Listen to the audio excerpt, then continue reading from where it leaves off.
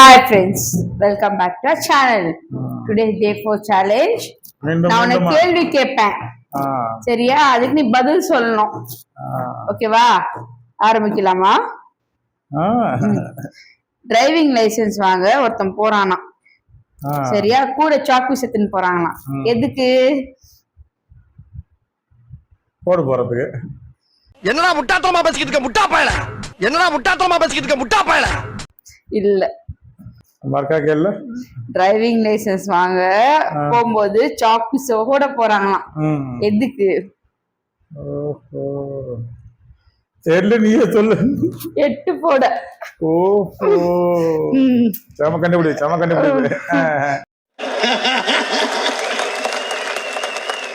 வாய்ப்பில்லை ராஜா, வாய்ப்பு கிடையாது.